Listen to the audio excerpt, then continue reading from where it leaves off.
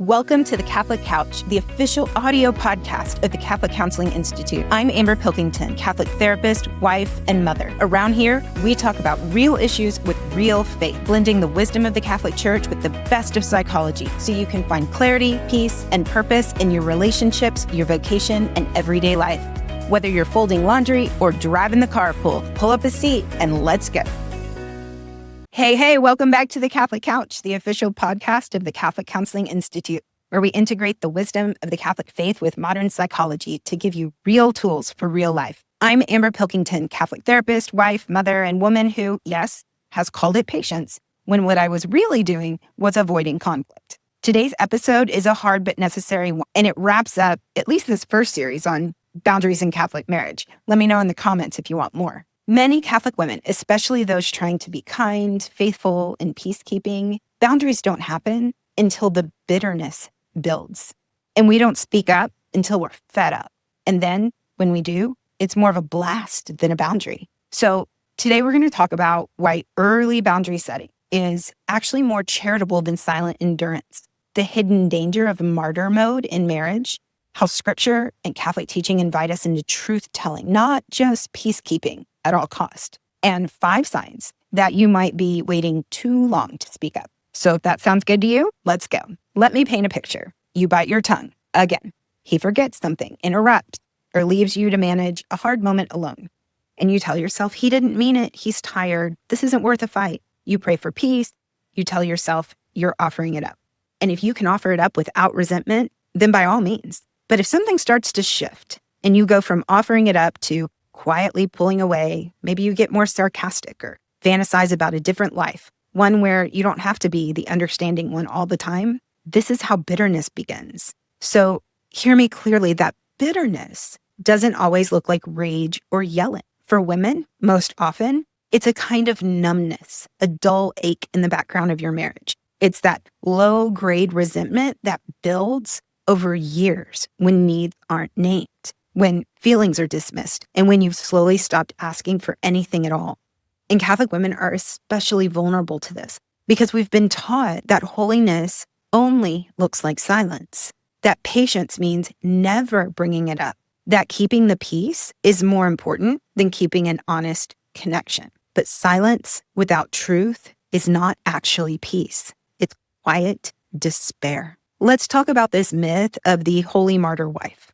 Suffering is not always the same thing as sanctity, and silence is not always the same thing as self-gift. Yes, Christ suffered. Yes, love involves sacrifice. But nowhere in the Gospels do we see Jesus endorsing a kind of passive, voiceless misery.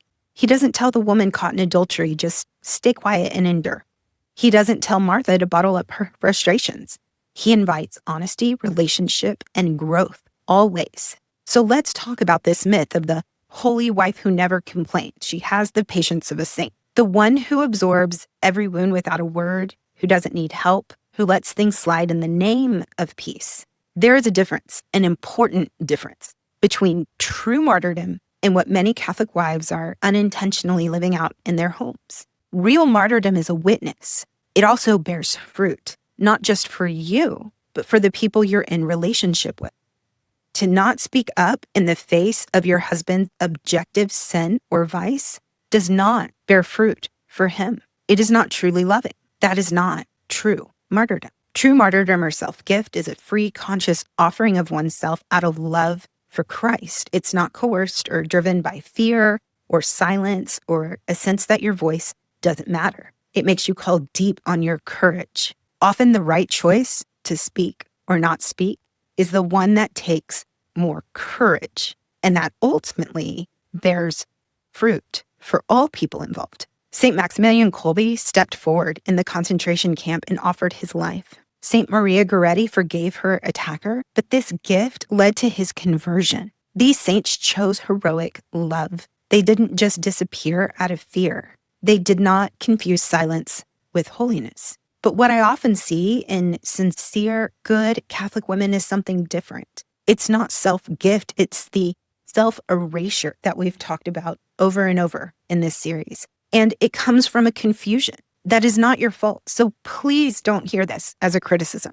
It's from being told that being a good wife means always absorbing, always yielding, always accommodating, no matter what the cost to your emotional, physical, or spiritual health, and without consideration for the emotional, physical, and spiritual health of your spouse. When that pain goes unnamed, when real wounds are minimized or brushed aside or over-spiritualized, we can slowly start to believe that to suffer in silence is somehow the holiest choice. Remember that our emotions give us information. Anger tells us that a real or perceived boundary has been violated. Now, we can't just act out of our emotions. We have to bring it to our logic and to say, is this truly a boundary violation or not? But if we continue to silence our emotions, we could be missing very important information that God is trying to tell us. Here's the thing. Christ didn't call you to disappear into your vocation. He called you, your vocation should make you more fully human, which doesn't mean less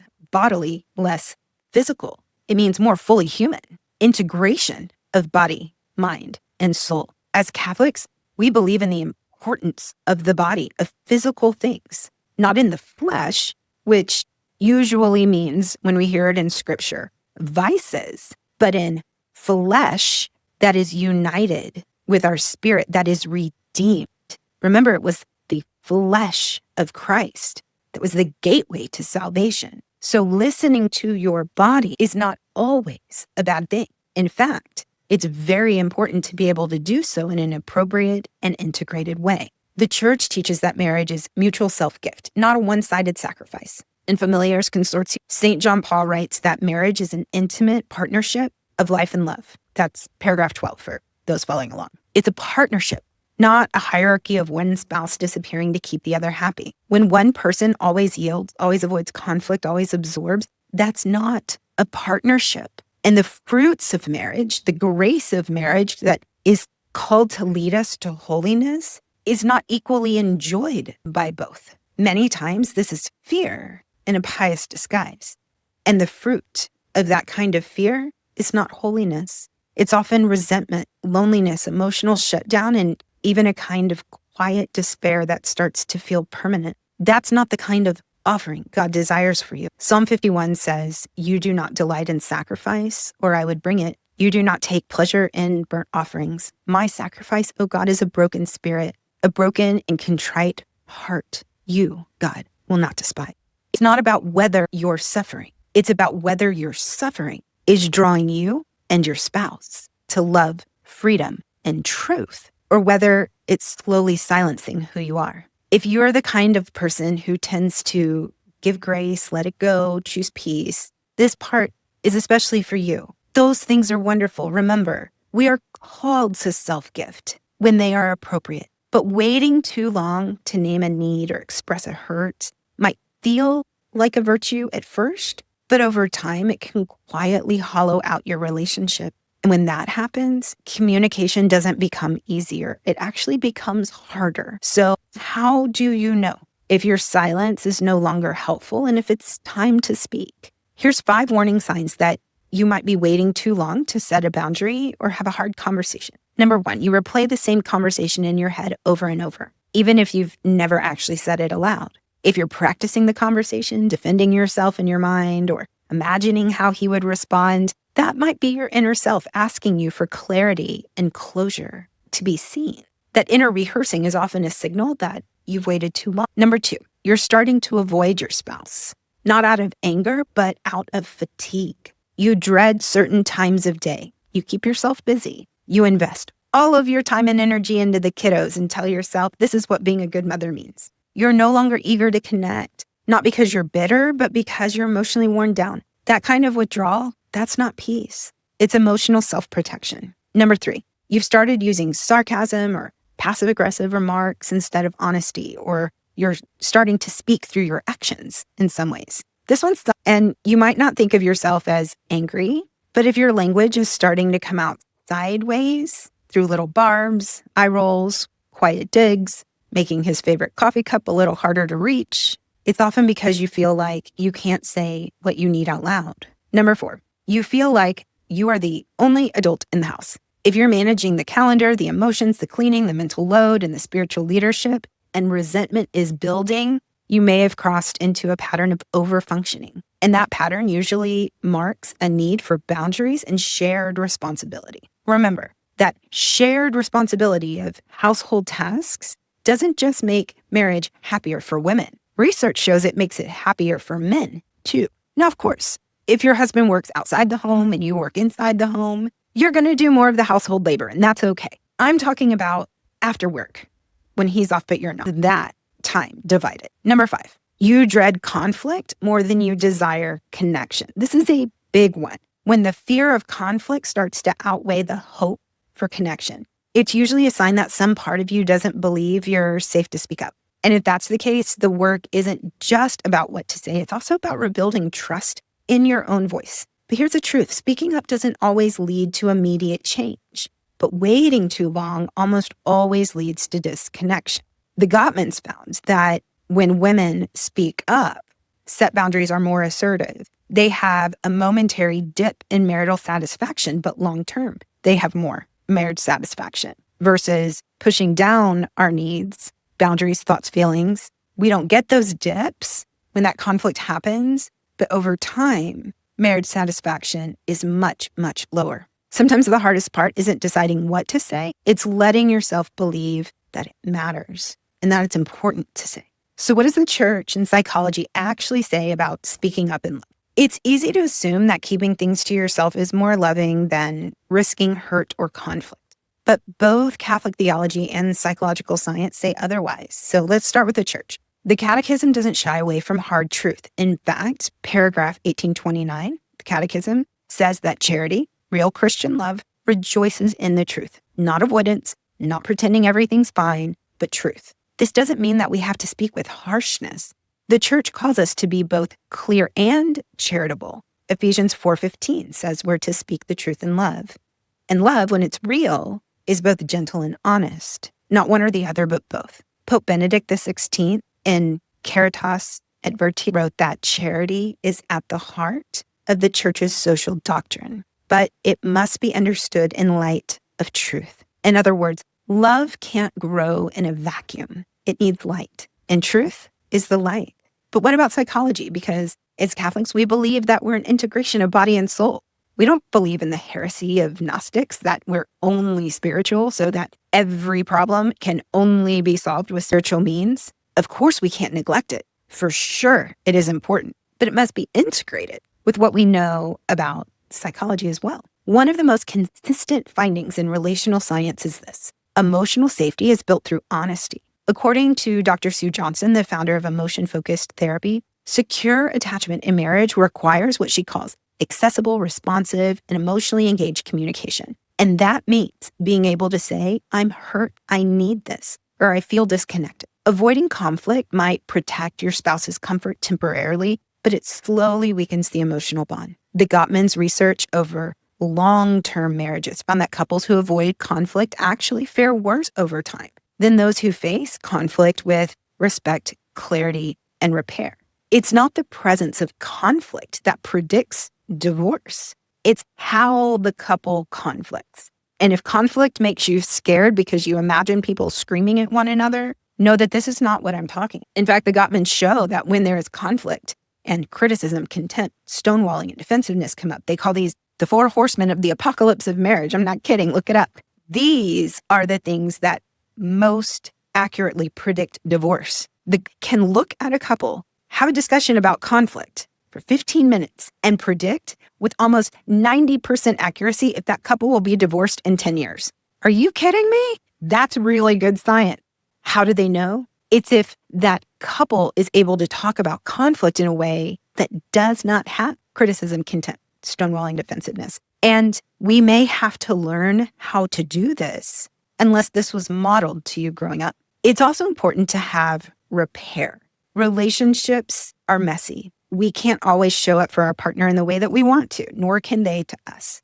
And it's the absence of healthy repair that's far more concerning than the rupture. Repair starts with speaking up. And here's something that might surprise you. Psychological research shows that conflict handled well actually builds intimacy. And that makes sense because when I share with you something that I don't like or that I'm feeling that you didn't know about, then you know me better see intimacy. You can see into me more. So if you have been taught that silence is safer, that good wives don't complain, remember, Christ didn't come to make things comfortable. He came to bring healing. And healing begins with light. We can set boundaries. We can express our needs. We can ask for what we want in ways that don't involve criticism, contempt, defensiveness, and stonewalling, in ways that are charitable but true. So what if you've realized right here, right now, that you've been quiet too long, that you've swallowed too many hurts, ignored your needs, or slowly disappeared in your own marriage? Is it too late?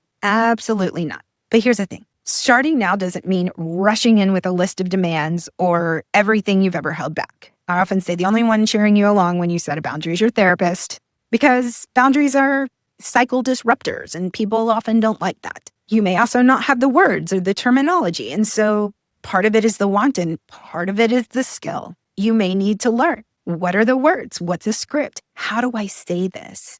It means gently and clearly from where you are, starting to step into that space. The first step is to speak it to yourself first. Take 5 minutes, write it down. What am I feeling? What am I afraid to say? What is the story that I've been telling myself about why I can't speak up? Naming the truth to yourself prepares your nervous system to say it aloud with less reactivity and more clarity. It's also important to make sure that you're in a relationship where it wouldn't be physically dangerous to set a boundary. Couples experiencing domestic violence, the rules are different. We don't encourage confrontation. It can be dangerous to do so, and so you have to know if your marriage is a safe one to do this. If it's not, if you worry that there will be violence, if you state your needs, then your marriage is in deep trouble and you need professional help now. Please reach out, contact a Catholic therapist, a marriage-friendly therapist. If your spouse won't go by yourself. No one deserves to live with that level of fear. Step 2, choose one sentence. Clarity and concisely. When I think of boundaries, I think of 3 words: charitable, clear, and concise. Something like, I've been feeling disconnected and I'd like to talk more about it. I need more time for rest and I'd love to make a plan together. I've realized I've been holding something in for a while and it's starting to affect how I show up in our relationship. Short, calm, not an accusation. It's an invitation. Remember that over-explaining can also be a sign that we're not comfortable standing up for our needs. The belief that we have to overly explain why we feel a certain way. Number 3, expect for it to feel awkward, and that's okay. Remember that discomfort happens when change happens. And if we want change, then discomfort's a good thing. If you've been silent for a long time, the first few conversations are going to feel shaky. If you're not used to setting boundaries, you may overshoot or undershoot, and that's okay. You might tear up, you might stumble, but that's not a failure. That's growth. Allow yourself to be a beginner. If your spouse struggles to respond well at first, that also doesn't mean it's not working, nor does it mean that you've done something wrong. Remember some of our past episodes. Just because someone doesn't respond to you in a positive way doesn't mean you've done something wrong. It's also true that doing the right thing just isn't without risk, but you have to decide which risks are worth taking. If your spouse struggles, it might mean that you're just both learning. Growth in marriage isn't about always agreeing. It's about staying connected as you figure it out. Maybe you want to set a boundary like you need more time to rest, but says, no, I'm not okay with you sleeping for 12 hours on every weekend day. That doesn't mean they haven't respected your boundary or that you've somehow caved. It means y'all need to work it out together. But that's a good thing. That's the kind of conversation that grows intimacy and connection in marriage. Remember, the more you practice using your voice with truth and tenderness, the more trust will grow on both sides. You don't have to be perfect. You just have to be willing to begin. So that wraps up our Sacred Space series on Catholic boundaries in marriage. We talked about why boundaries are not selfish, but sacred, what to do when your husband's a good man, but the dynamics still aren't healthy. And today, what happens when silence turns into resentment. If this series helped you, I would love to invite you for even deeper healing and growth. Head over to our YouTube channel, the Catholic Counseling Institute, where you'll find free videos on scrupulosity, emotion regulation, parenting, and much more. If you're a visual learner or want short, practical lessons you can share with friends or watch with your spouse, that's a place to start.